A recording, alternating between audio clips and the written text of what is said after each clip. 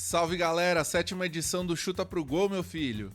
Na noite de ontem a seleção brasileira empatou com a Costa Rica por 0-0 e já ligou o sinal de alerta de muitas reclamações que muitos torcedores já faziam em relação ao sistema de ataque da seleção. O Dorival Júnior, ele teve ali um excesso de cautela, a meu ver, em relação em escalar dois volantes contra um adversário que sequer levou algum tipo de perigo, tanto para o Alisson quanto para a própria zaga da seleção brasileira. Então a seleção deveria ter abusado não só do controle no meio-campo, mas também em abrir mais espaços, uma vez que, já que tem o campo reduzido, né, para essa edição da Copa América, e muita gente tem ou reclamado ou usado isso como uma desculpa, uma vez que você tem menos espaço para jogar, você tem que ou tocar a bola mais rápido ou você tem que driblar mais rápido. E isso a seleção brasileira até em alguns momentos conseguiu fazer, só que não teve êxito no fundamental, que é justamente a finalização. Então, se por um lado a gente tinha ali o Rafinha tentando explorar essas jogadas de beirada, o próprio Vini também, ele tentou ali abrir um pouco mais espaço, só que, a meu ver, foi uma das piores partidas que ele já fez pela seleção. O Rodrigo acabou até fazendo uma boa, se a gente for ver pelo conjunto da obra, só que o pessoal que vinha de trás não conseguia fazer uma criação de fato. De fato, o que eles faziam eram tocar de lado, e a seleção brasileira ela não foi tão aguda quanto deveria ser. Era uma partida que, se a gente olhasse assim pelos detalhes, da forma como ela vinha desenrolando, a partir do momento que o Brasil fizesse o primeiro gol, a porteira ia abrir e aí poderia virar até uma goleada. Só que a seleção, mesmo com as mudanças que o Dorival fez, ela não teve a efetividade necessária. Um outro jogador também que ficou bem abaixo do esperado e que muita gente até desceu muito mais críticas foi justamente o Endrick, né? A expectativa em cima dele é muito grande, em cima do talento que ele já mostrou no próprio Palmeiras, na seleção também, nas primeiras partidas que ele participou.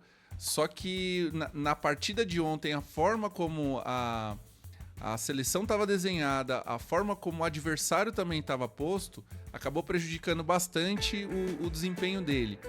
Um ponto de destaque aí que a gente pode colocar é em relação ao Savinho, que ele deu a mesma intensidade de drible e velocidade que o Rafinha vinha fazendo. Só que o Rafinha também é muito criticado. Então a seleção brasileira ela precisa, na verdade, impor o tipo de jogo que ela quer contra os adversários e não se adaptar apenas a eles. E isso é um ponto de alerta que eu faço em relação ao Dorival, que é aquela famosa história, né? O técnico, quando ele é apenas do clube, ele tem que se virar com aquilo que ele tem em cima de um orçamento que o clube disponibiliza para ele. Quando é com a seleção, a gente presume que ele vá fazer a convocação e escalar os melhores.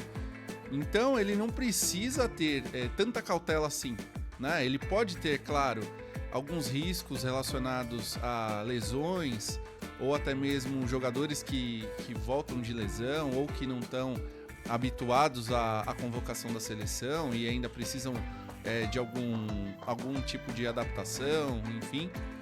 Só que a seleção brasileira, ela já tem uma certa rodagem, né? Até os jogadores mais jovens, né?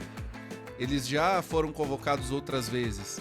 Então, a princípio, se o grupo do Brasil ele não é dos mais difíceis, o time a ser temido deveria ser a seleção, e não essa forma como o Brasil se portou contra a Costa Rica, que de verdade deu um sono tremendo nesse jogo.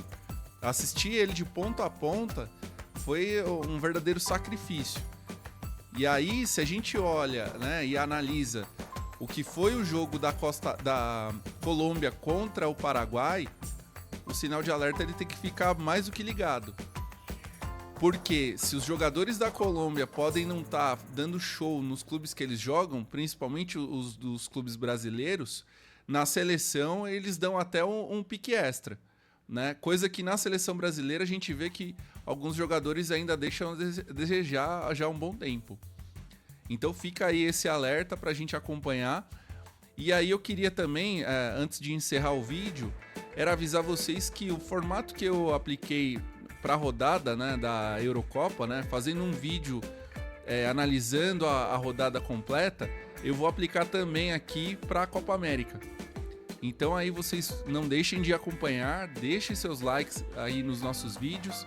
O Rafa também está lançando os vídeos sobre os filmes que ele vem assistindo e também dos lançamentos que ele também vem assistindo. E aí todas as quintas-feiras a gente tem a nossa live às 20 horas. Não deixem de acompanhar, ativem o sininho aí para receber essas notificações. E se vocês tiverem aí alguma sugestão, quiserem trocar uma ideia e conversar sobre os temas desses vídeos, fiquem à vontade aí, que a gente é super acessível. Beleza então, pessoal? Um grande abraço para vocês e até a próxima.